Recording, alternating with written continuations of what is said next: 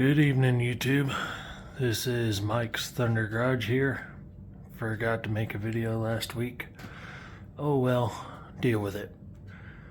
Today we're going to talk about the fuel system for the 1983 big block Foxbody, also known as the thunderstang. As you can see, we have a table full of very expensive items. Oh well. In regards to your fuel system, if you're going to be street driving the car or racing the car or a combination of the two like I'm going to be doing, you really need to not skimp on your fuel system. You need to just buy once, cry once, because sometimes those cheap fittings all of a sudden just start leaking for no reason whatsoever, although you did everything right, and then you lose a $75,000 to $100,000 car over saving $5 on a 90-degree fitting, or $2 on a adapter fitting like a 3/8 MPT to -8 AN. It's just not worth it. Buy the extra expensive items, go with the quality pieces, go with a trusted name brand. Let's just go ahead and work on getting into it. As you can see, we have vibrant almost everything in terms of fittings. The only fittings we do not have that are Jegs brand. Oh. Correction. I'm freaking tired. It's almost midnight when I'm making this. I am not a night person. The only fittings that we have that are not vibrant are my fuel filters. That is, I believe, that's going to be my pre-filter. That's going to be a 100 micron, I think. That might be the 10 micron. If that's the 10 micron, that's going to be the post-filter then. Anyways, those are the only ones that we have that are not going to be vibrant, because I don't know of any fuel filters that Vibrant makes. We're going to be using the Jegs AN line sealant and hose lube in order to assemble everything here. I have a set of Billet Specialties AN wrenches along with a AN style monkey wrench. And because I am one bougie ass bastard, I went ahead and spent an extra 150 bucks, and I got the Cool Tools AN line assembly tools. What they do, here's a good look at it. This is the -8 size. These are plastic, but they're a very, very high strength, very durable plastic. These are made to go into a vise, as you can see there, and clamp down on either sides like that, while you take your hose and you twist and rotate it and push it into the adapter fitting that would be sitting right in here. So what you do is you take your collet or whatever it is off of your fitting, you place it in there, you take the top, trying to do this while watching through the damn camera, it's not working too well. Put it on there, you can hold it in your hand, that will suffice, no problem if you have a good grip like I do.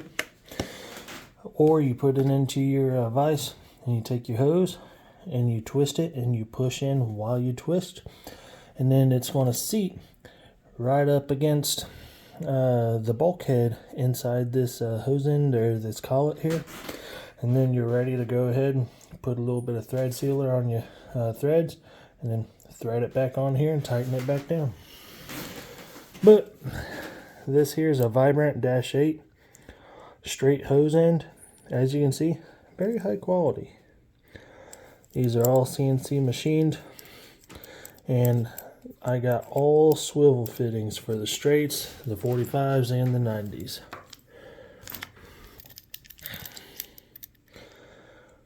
You can see here, this is a -890. very, very high quality black anodizing on them. This here is a -8 45. Again, everything's CNC machined on these, to my knowledge. One thing that we are going to have on my car are the vibrant, dry, disconnect, quick release fittings. What these do is you take them, you put your hose ends on them, and then like if you need to remove your carburetor real quick, you have one of these in between your regulator and your carburetor. All you have to do, I'm trying to do this one hand here.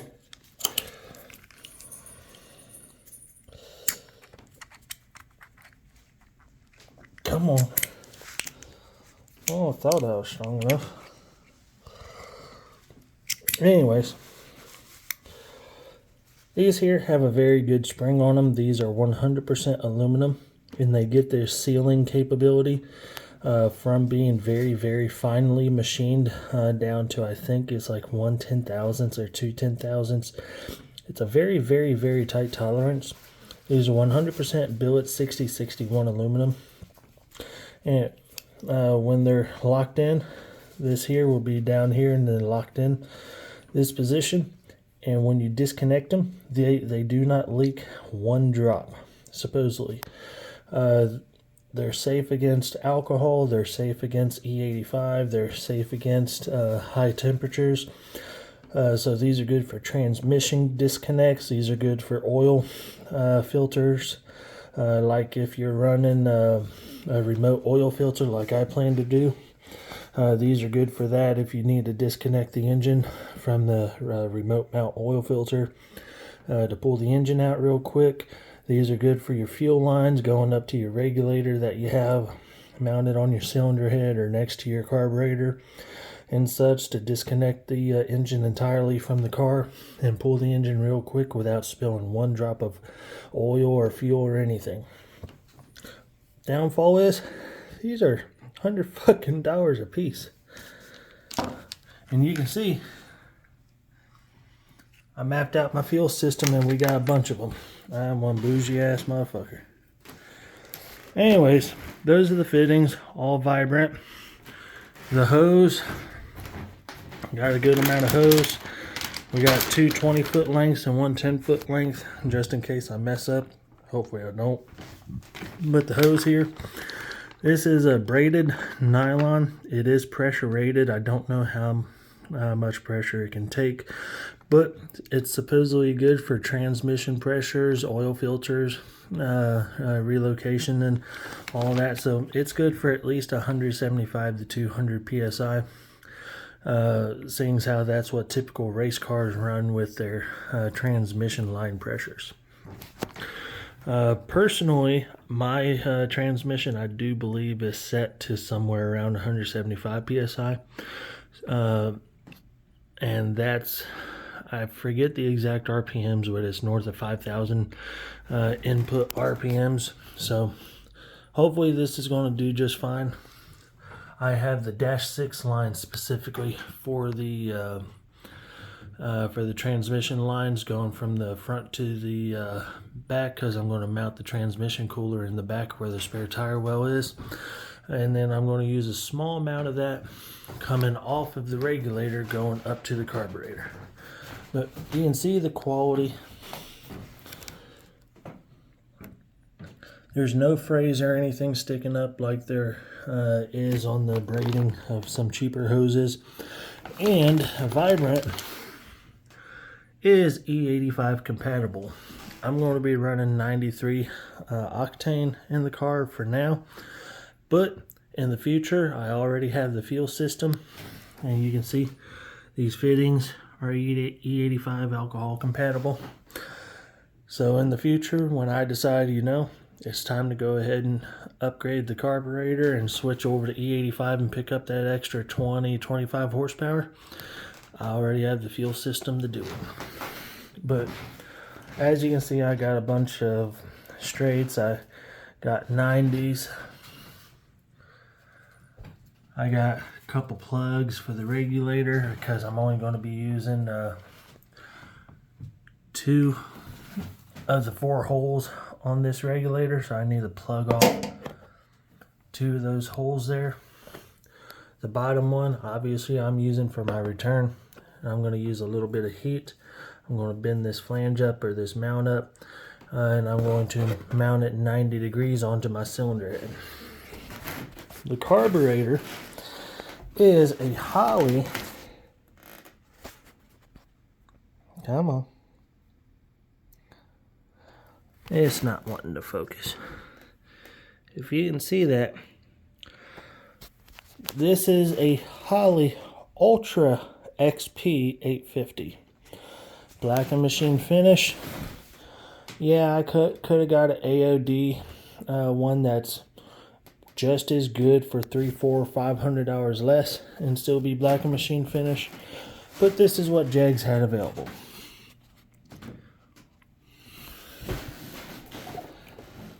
Real nice quality unit. Don't want to drop it. I think it was $1,200.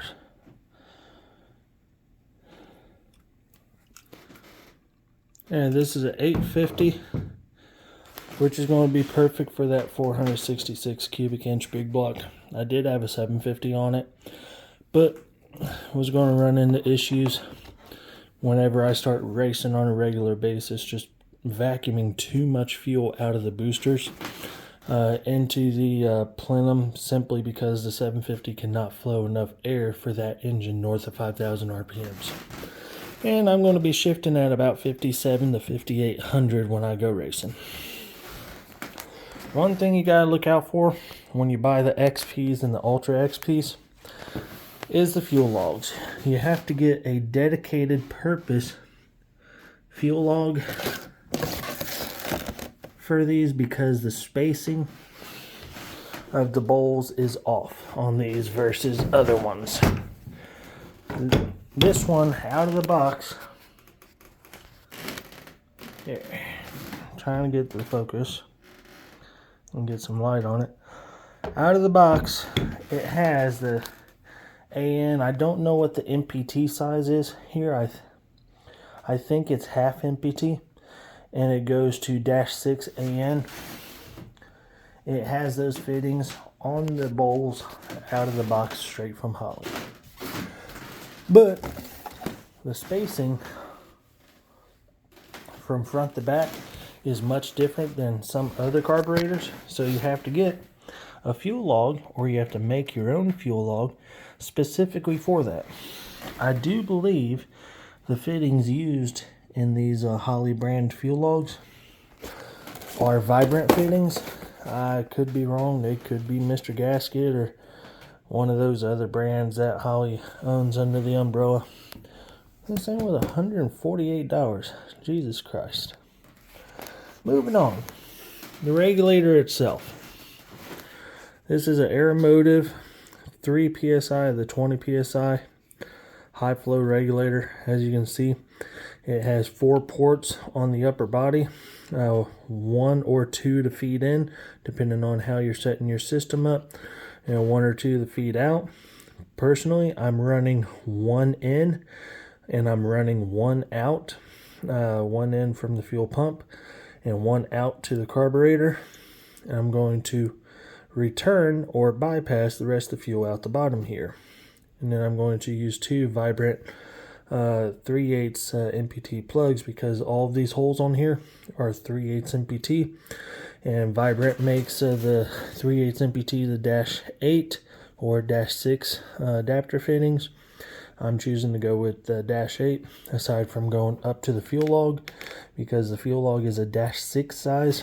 I'm going to run -6 up to the carburetor and return -8 straight back to the fuel tank here. The fuel pump is a Holley black fuel pump. I believe the free flow on these is 140 gallons per hour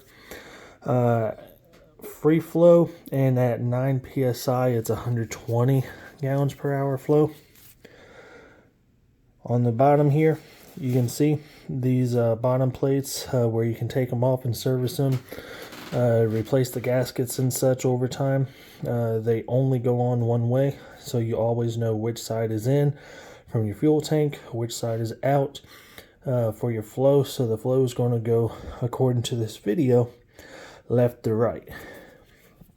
But you can take these base plates off. You can drain. You can actually drain your fuel tank off of this external access fitting here. That'll take a while. What I'm personally going to do is run an extra fitting right off of there.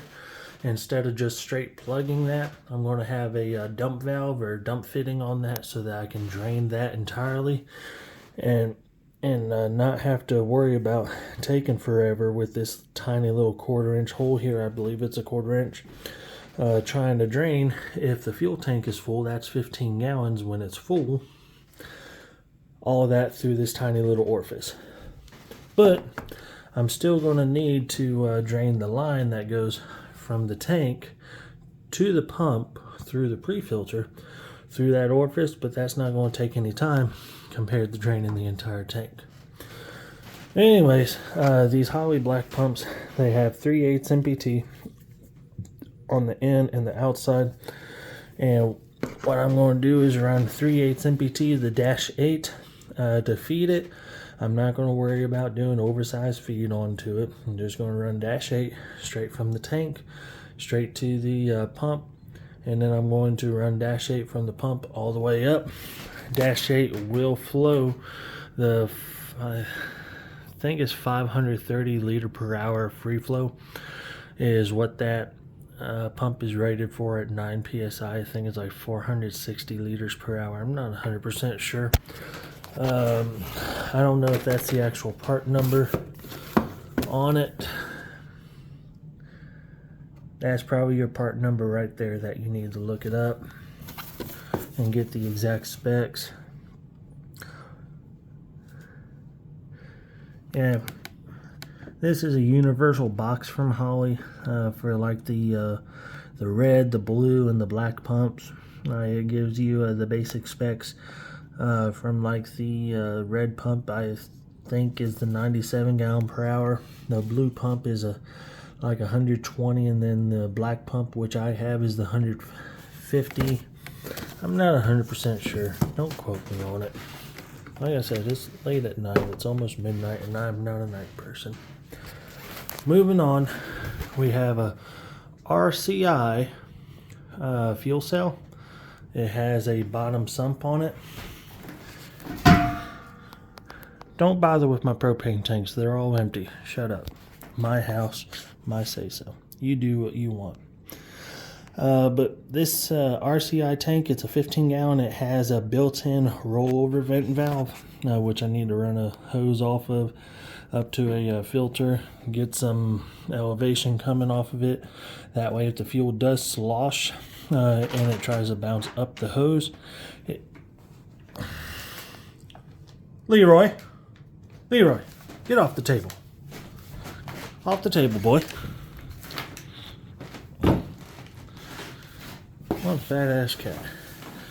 But if somehow any fuel does slosh out of here, I'm going to have a hose with some elevation on it to a filter at the top of it, so that you know, it may bounce up, but it's still going to drip right back down. This tank also has a 0 to 90 ohm built-in sending unit, and it has a built-in -8 return. It is a single return. This here is the locking fuel cap. When I say locking, I say locking loosely. It's just this little tab there, folds down, has a good positive detent for up and down positions. You rotate it, and it rotates this keyway on the bottom end, and this is a vented cap as well. It just rotates the bottom end so that these bosses here line up with these bosses, which sit down into these recesses here on the hat.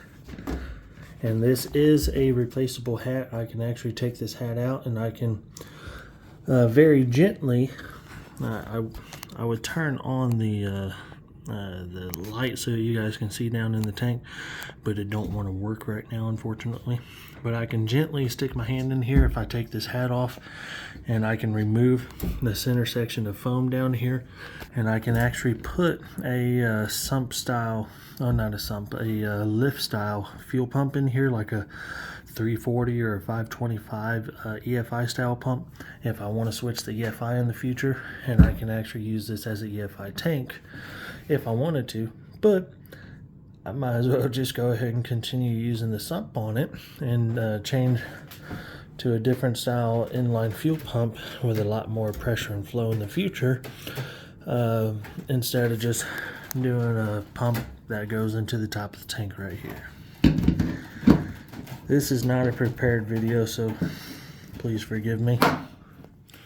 But that there is the fuel system for the damn cat messed up my nice display here of all my fittings. Anyways, that is the fuel system for the 1983 big block Foxbody, also known as the Thunderstang. Remember, kids, never skimp on your fuel system. This is extreme overkill for 700 horsepower, which is about the max the engine is going to make, properly tuned, and maybe putting a little bit more timing in it, because the engine doesn't have much timing in it at all. For the break-in process, I can go to about 16 degrees of base timing and 34 degrees of total timing. But right now, off the dyno, for the break-in session and break-in period, once I get it running, it only has 10 degrees of base timing in it and roughly about 26 or 27 degrees of total timing. So after I put this carburetor on, which is an 850 Holley Ultra XP, like I said, versus the 750 Brawler that was on it, it's going to make right around 675 horsepower with a little extra timing, and right around the same torque. Right now it makes about 610 horsepower to 612 torque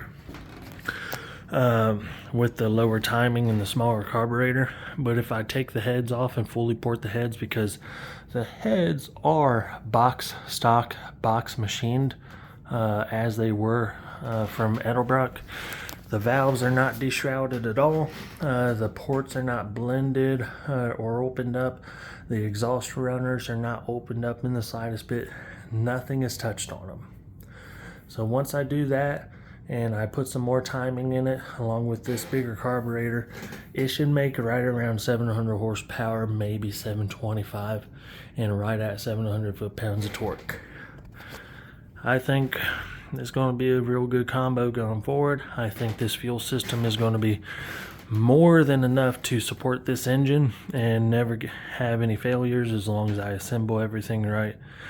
But I got the right tools, I got the right parts. I'm going to take my time and make sure every fitting is done as perfectly as I possibly can. I got the tools to make sure the hoses are all the way in. I got a good set of Allen wrenches not pictured in this video. I don't see where I'm going to go wrong. But this is my first hot rod I'm building. There might be another in the future. We'll see. Until then, this is the fuel system for the big block Foxbody, and I am going to bed. Have a good night.